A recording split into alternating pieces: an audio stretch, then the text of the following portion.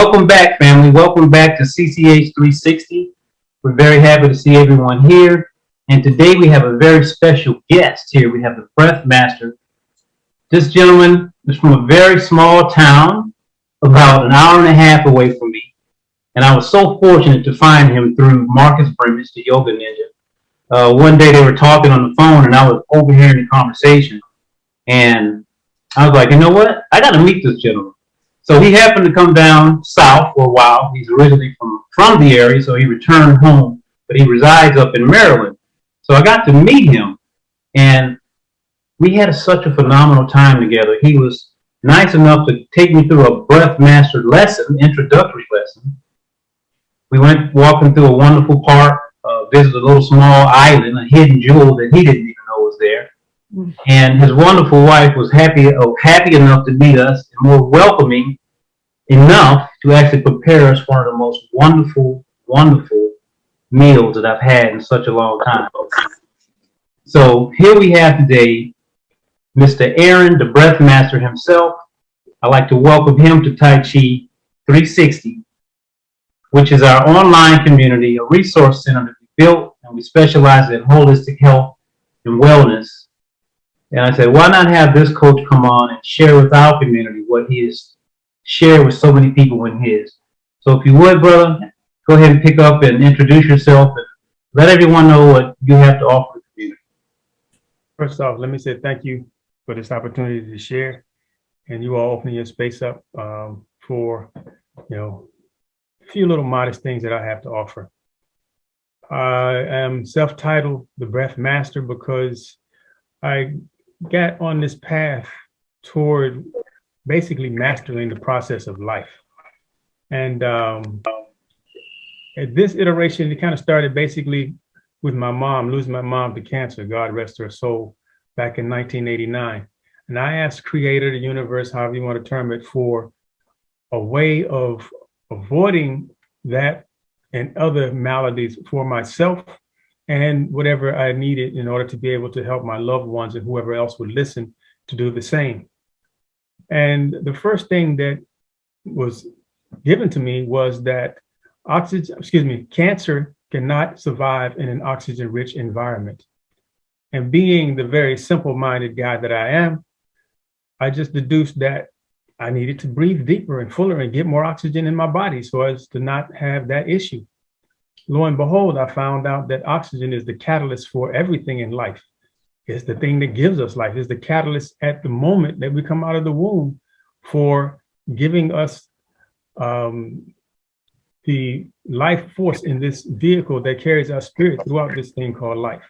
So from that, I went on a journey. I studied a bit of breath work with a woman who, her husband, she had a yoga background. Her husband was a Taoist, traditional Chinese medicine practitioner, and he had taught her the 6 healing sounds. So she shared that with me.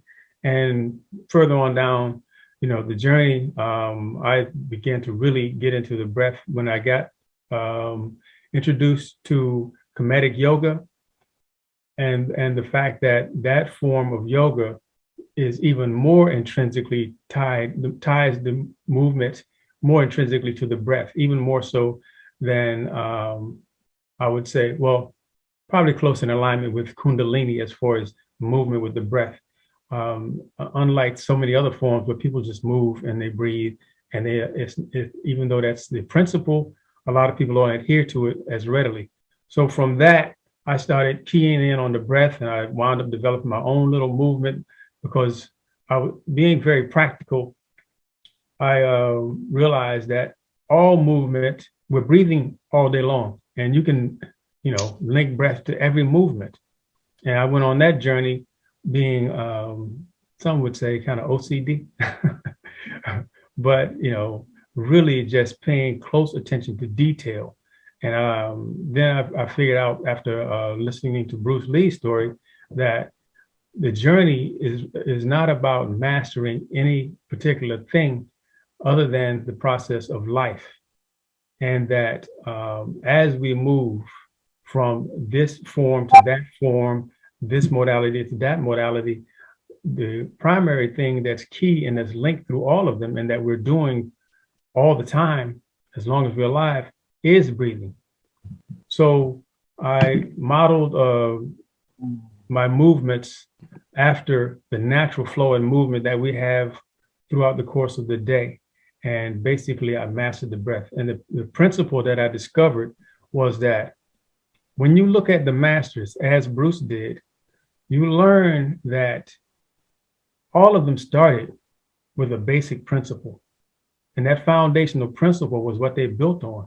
And I discerned that what I call the mastery principle is that principle. Study the basics of a thing and you learn to master that thing. And with breath being the primary igniter and sustainer of life, I studied the breath and got to the point where I feel I've mastered the breath. So that's what I teach. So can I ask a question? I wanted to piggyback and ask. So your particular breathing style, you said it's based off of the yogic system, correct? Yogic and also Taoist. Yogic and Taoist, okay. Yeah. And my introduction was from the Taoist, first with the 6 healing sounds, and then with the Kemetic yoga. And it just expanded from that with my paying attention to breath and movement as I developed, or should I say, immersed myself into the process and discerned, the links that came to me during the process.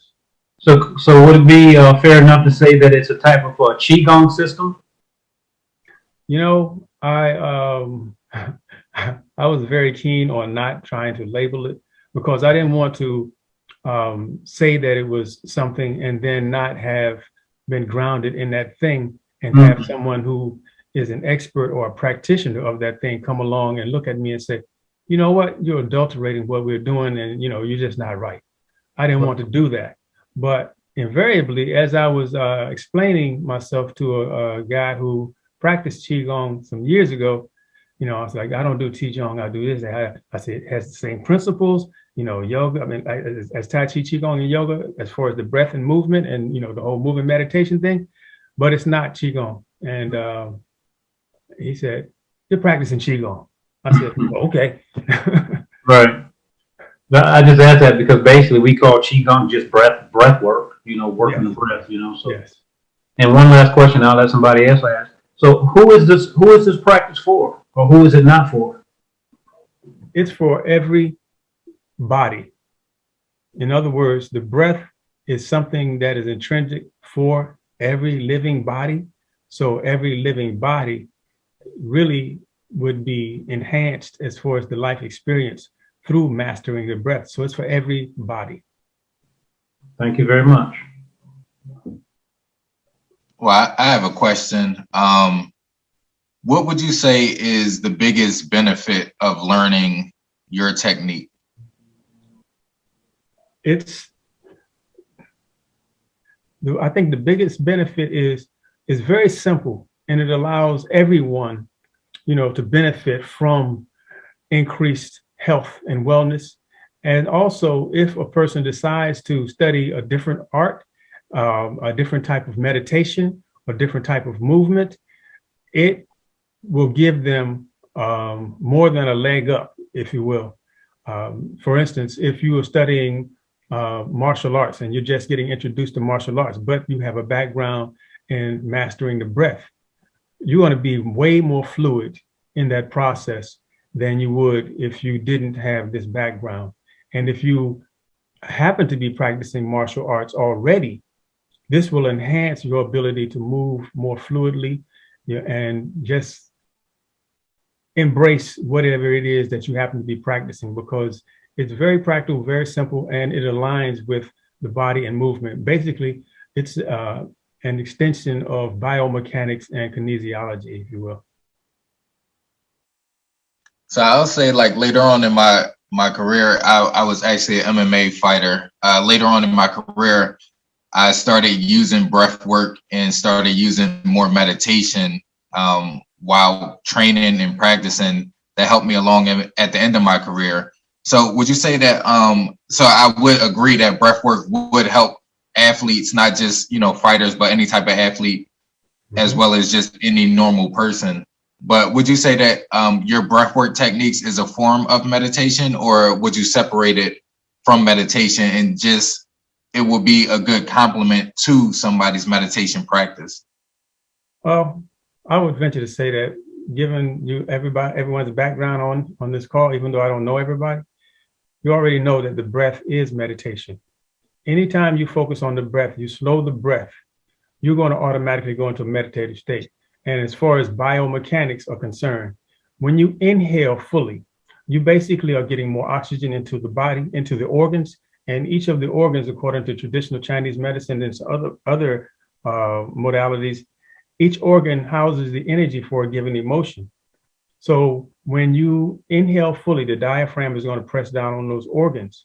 And then when you exhale fully, the abdomen is going to engage as part of the breathing apparatus, and it's going to massage the organs from front to back. So you get a 360 massage and squeeze of the organs that's going to actually be an emotional massage, as I term it.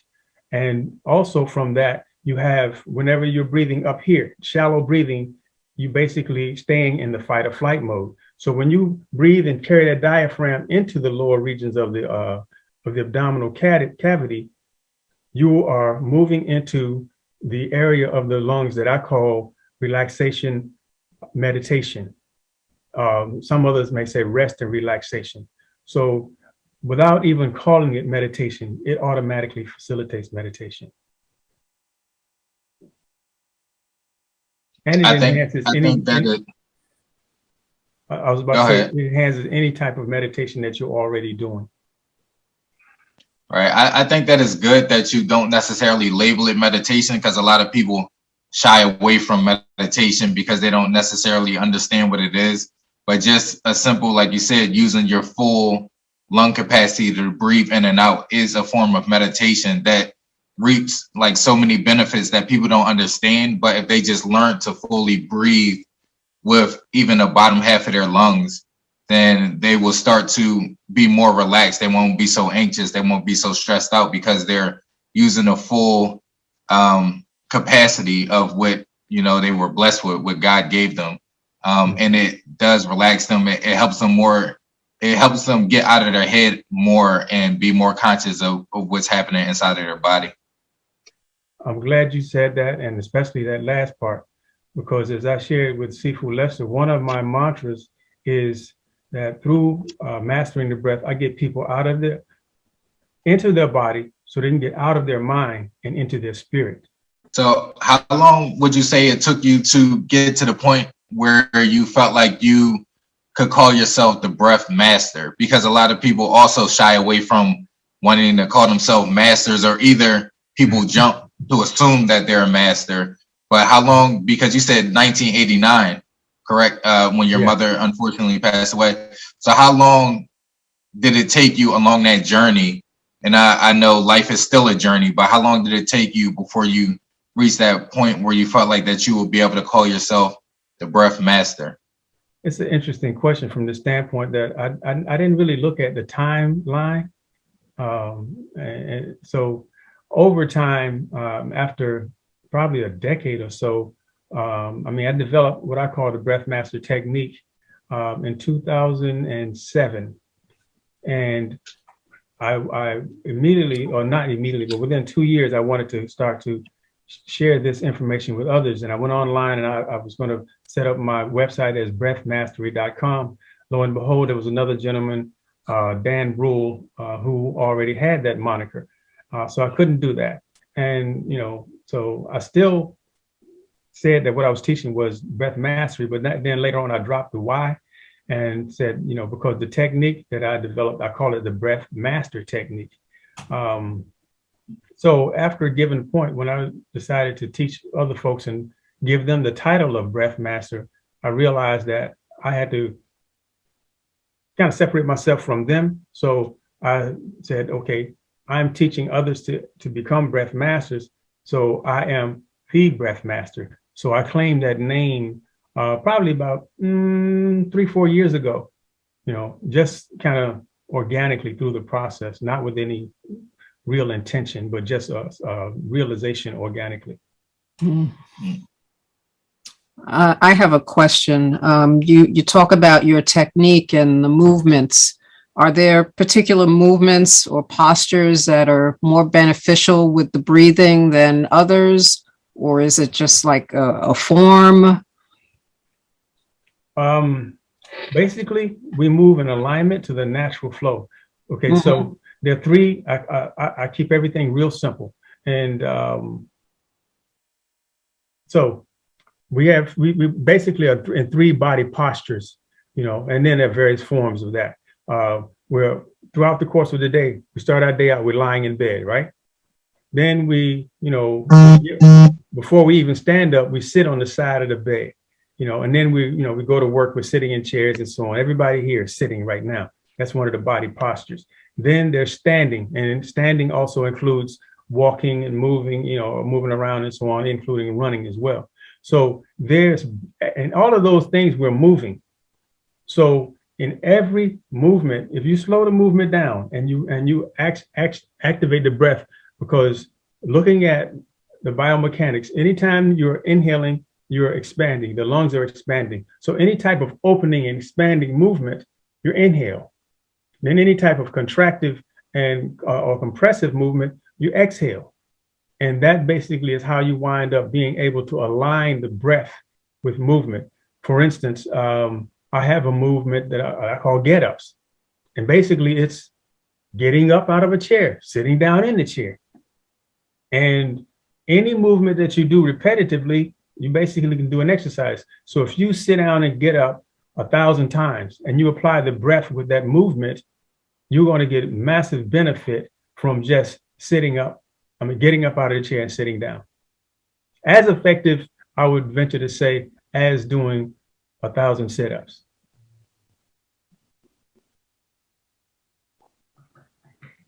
Aaron, I have a question. Yes, sir. I had, and I can't quote the source on it right now, but I had read that on a normal breathing cycle to a person who is not trained in breath work, that they only exchange about 10% of the air in their lungs. And so anything beyond that has got to be an improvement, I would think.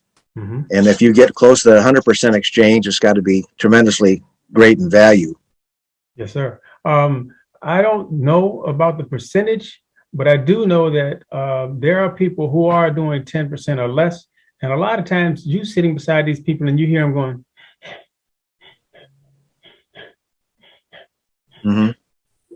they're not getting any, the full use of their lungs, because they're barely even getting into the throat, let alone into the chest cavity, and definitely not into the abdominal cavity. So when you move from that to fully expanding, for instance, I've had people, and there's so much going on biomechanically that changes when you take a full breath and when you actually engage the Breath Master technique. I've had people who stop snoring within 3 days. And, snoring leads to sleep apnea.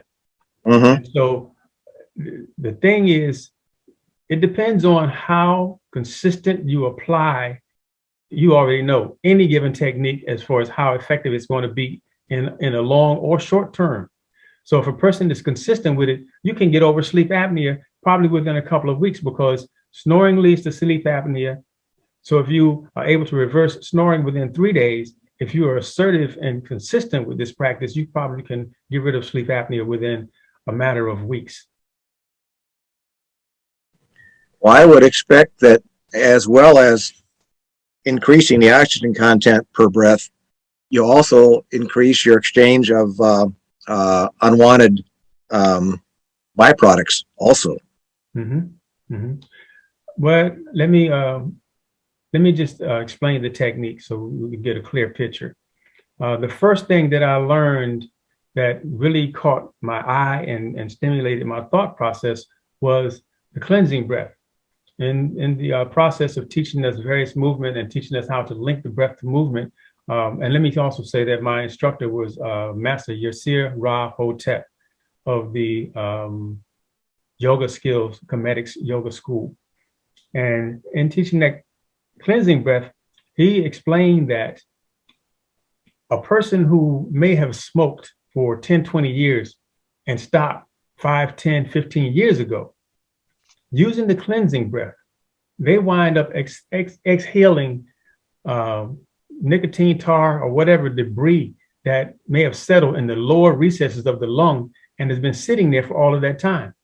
And in my training of some of the people I've trained, one young lady in particular, she was doing the Breath Master technique, and she got to the point where she was doing it for like 30 minutes straight. And she said that she started tasting grapes, and she was wondering why she was tasting grapes. But after I explained that to her, she said, now I know. She said, because 3 years ago, I used to smoke hookah, and I smoked grape flavored tobacco. So she had stuff in her lungs from 3 years back that came up and was coming out during the Breath Master technique. Now, the technique engages two things that most of you are probably familiar with.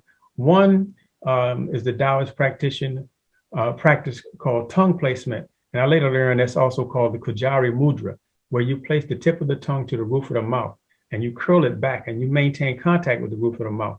That also creates, that connection creates a circuit also. And you inhale slowly through the nostrils because the mouth is closed. And over time, you'll be able to audibly hear the sound of the breath. Now, Zoom has this sound dampening software that I learned the hard way. And when I was teaching and folks couldn't hear me on the inhalation. So I'll do the inhalation, but more than likely you won't hear me. But if you were to do an inhalation and put your fingers in your ears, you should be able to audibly hear the sound of your own breath. And it's pretty much that. It's kind of like the sound of putting a seashell to your ear, that oceanic sound that you hear. And then the exhalation is done with the mouth open, the jaw unhinges, mouth is to a full oval, and you make a sound doing what I like to keep things simple. So I gave folks the exercise of fogging the mirror, as I call it, where you just exhale. You're really trying to fog that mirror as much as possible.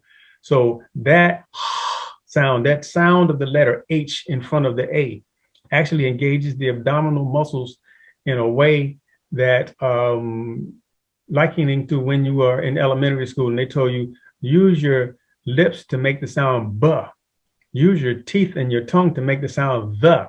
You actually use your abdominal muscles to make the sound. And so when you exhale nice and slowly for an extended period of time, you're going to bring that diaphragm up further and further, and it's going to squeeze out stuff that's down in the lower recesses of the lungs. And it's going to affect a cleansing of the lungs more dynamically than any other thing that you can do. And therefore, they call it the cleansing breath. Now, what I learned later on as I was doing my breath work, because what the brother who taught me the tongue placement, his name is Wayne Chandler. And he's a Taoist practitioner, Kung Fu master, and a bunch of other stuff, also PhD and so on. And he said that when he was being trained by his master, that one of the students asked the master, how often should he keep his tongue to the roof of the mouth? And the master said to him, I keep my tongue there anytime I'm not eating, drinking, talking, or sleeping.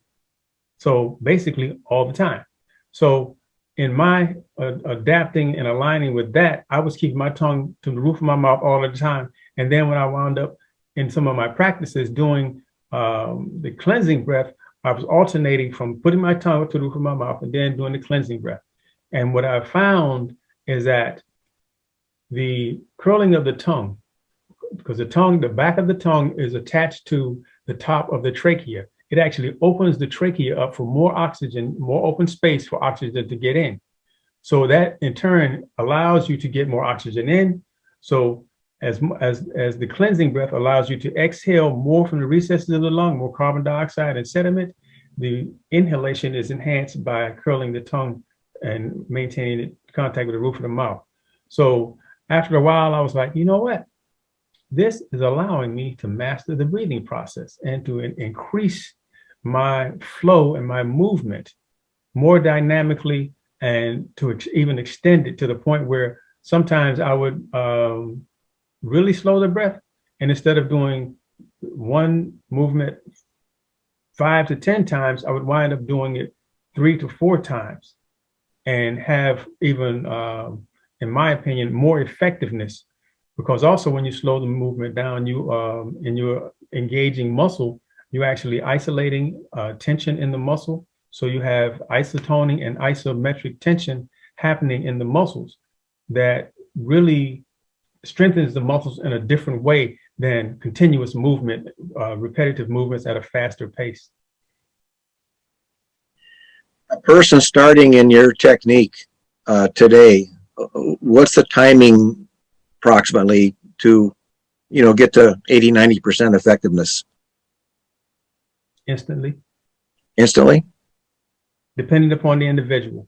Now, there are some people who, for the life of them, can't make a sound when they're breathing. And they are very, very, very, very rare individuals. I had a gentleman who wanted to learn from me, and I told him the first thing you got to do is you got to be able to make a sound when you breathe. This is something that I realized, but I hadn't encountered anyone who literally could not do that. And this gentleman, for the life of him, on inhalation, he could not make a sound. On exhalation, he could not make a sound. He had so much constriction in his body and mainly in his mind.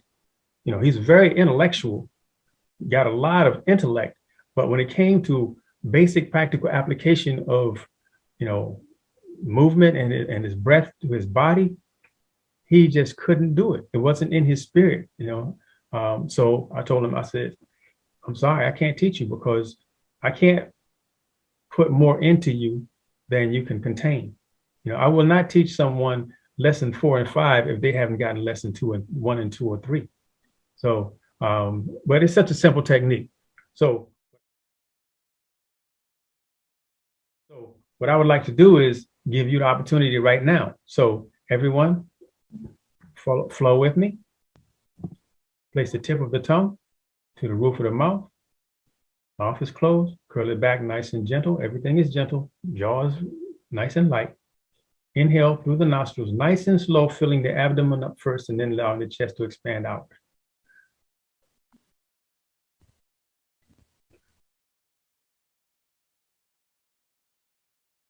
Once your lungs are full, not to the point of bursting, just full, release the tongue from the top of the mouth, drop it to the bottom palate, open the jaw, full oval, and exhale with a. Relax the jaw.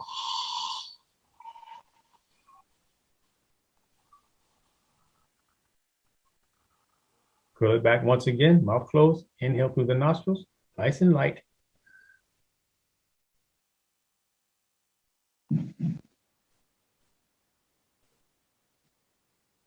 Release the tongue, drop the jaw, exhale with a. Softly.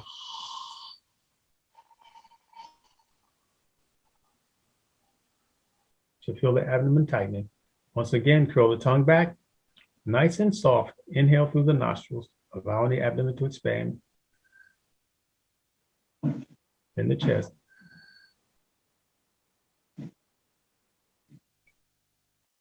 Lungs full, release the tongue, drop the jaw, nice and softly. So soft that you practically feel the air wafting just beneath the nose.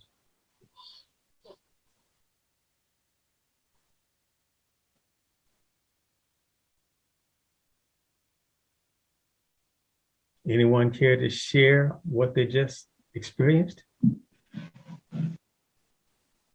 And how they're feeling in their body? quite a calming effect. Yeah, I was gonna say it's like a more relaxation for me. Like you feel the tension kind of leaving your body. Mm-hmm. And the thing about that is sometimes we don't even know that we're holding the tension until you do a technique like that and you feel yourself releasing the tension from like your shoulders and your neck and maybe even your abdomen. Yeah, and it's a progression.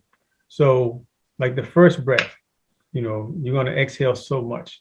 And once you exhale, you're basically creating more space because the more you empty a vessel, the more room you have to fill a vessel. It's like if you got a glass that's half full, you can only fill it from that point. But then you turn around and you pour out 3/4 of that, and then you can fill it from the 3/4 mark. Then if you empty it totally, then you can fill it from the bottom up. The lungs are containers, so the more you empty them, the more space you have to fill them. So it's a progression that happens when you continue the breath. And if you do it, say for 5, 10, 15, 20, 30 minutes, you're going to really experience the fullness of the lungs. And even if you are struggling in the beginning, as Dan asked, you're going to be able to get to that 80, 90% within probably a 5-minute time frame. And then you're just going to continue to ride that wave on after that. So how long is your program? Because if you teach somebody, this practice, how much more is there for them to learn within your program after learning this first technique? You know what? When I first started, I was kind of like, wow, there's so much richness with just that one technique that if a person takes that and they don't do anything else, they will be able to grow in such a dynamic way that they really won't necessarily, quote unquote, need me, which is something that I really, really admire about this process and the whole simplicity of it. But beyond that, there's so much voluminous knowledge and information and awareness that we gain in our own body from doing simple techniques and simple applications that it's expansive. So there's 3 different levels that I teach as far as the Breath Master certification is concerned. The first level is for a person's own edification and their own fullness of life, because you have people who have asthma, different forms of COPD, different types of constrictions mentally and spiritually that, is alleviated when they change their breathing pattern. So that's a 30-day process. However, the caveat is this: I respect everyone and where they are, and I don't believe in pushing a person faster than their body and their mind will carry them. And so it's a self-paced scenario. So even if a person pays in full and they take, they may go for a couple of sessions and then they decide, they need to take a break. I respect that, and they can come back. If a person pays partially, they can continue on later on and continue with their payment. And then there's level 2 is for those who actually want to become instructors. So level 1, you get a level 1 Breath Master certification. Level 2, you get a Breath Master instructor certification. And the instructor is someone who, just like the yoga instructor, you'll be able to hold classes. You can have workshops and seminars and what have you around the breath work that I teach, and go into a corporate setting or wherever it takes you. And then level 3 is a mentorship scenario that lasts, depending upon the individual and the pace that they're moving. Someone with a well-grounded background in Tai Chi, like some of you guys, it probably won't take as long, but that's at least 6 months. And with that, I will basically walk with that individual and guide them through the teaching process, as well as some more expansive learning in the way of just general body mechanics and movement, and how these things can enhance the flow of life for anybody that they may encounter, and also enhance whatever practices that they're doing as well. And at that point, you will be able to certify others in the level 1 and 2 area of the Breath Master certification. Oh, I didn't mention level 2 is 60 days, depending upon the individual's, personal timeline, if you will. So 30 days, 60 days, 6 months to a year, and everything is malleable depending upon the individual's movement. Aaron, how does somebody get started? Just let me know when they're ready, and we just go ahead and get started. Make your first payment. We do an orientation. The orientation is a 2-hour process, and 30 minutes of that is basically going over, the administrative side, and the next 90 minutes is a training session. So the first session involves orientation and your first set of skills, and then after that, I like to use. I'm a stickler for terminology. So we always say weeks. I'm teaching people to be strong, so I don't want to teach them not 1 week at all. So the first strong is orientation. The second strong, we go into First of all, we learn the different things about how to actually create breath work. And this is something that also allows people to become creatives. And that's what I'm looking for also, because this is how I got moving with the things that I was taught. So a person would get to know the 3 basic ways of creating breath work, which is changing the depth, the rhythm, and the pacing. And then the second strong, you will learn how to adapt the breath to the 3 body postures. And the third strong, the person would learn sound vibration using the breath and being able to affect movement internally, kind of like some internal kung fu. And then the final session would be more esoteric, where I teach a couple of practices that attune the body in a more dynamic way. I'll put it like that. So just let me know when they're ready, make their first payment, and we get started. If there's a group session, that would be great. If there's an individual, then we can go ahead and hit the ground running according to everybody's, we can align up our schedule. And I like to be consistent as far as the meeting date and time. Sometimes, there may be an adjustment because life comes up. But in general, if a person wants to do Monday morning at 9 o'clock, then we would have 5 sessions, actually 4 sessions Monday morning, 9 o'clock. And the 5th session would be kind of a closeout where we do, some additional admin stuff, not that much, and basically some proofing, if you will, to make sure that they really got what it is that they came for and are moving forward. And everybody is different. So some get more depending upon what they come with and depending upon their movement, during the process. So would you want to share your contact information with us so that people can have that? Sure. My website is breathmastera.com. Just like it sounds. Breathmaster, the letter A, as in Aaron.com. And then on social media, YouTube, Breath Master Aaron Mottley. On Facebook, Breath Master Aaron Mottley. On Instagram, Breath Master A, at Breath Master A, and the same thing for Twitter.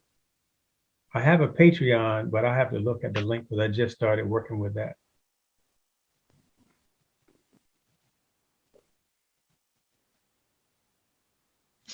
Dan, your mic is muted.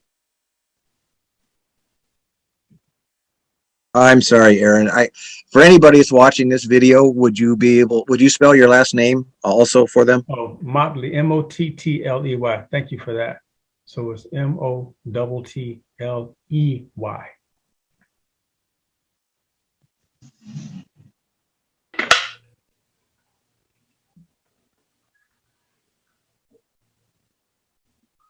All right. Well, thank you for being here today. I think that about wraps it up, huh?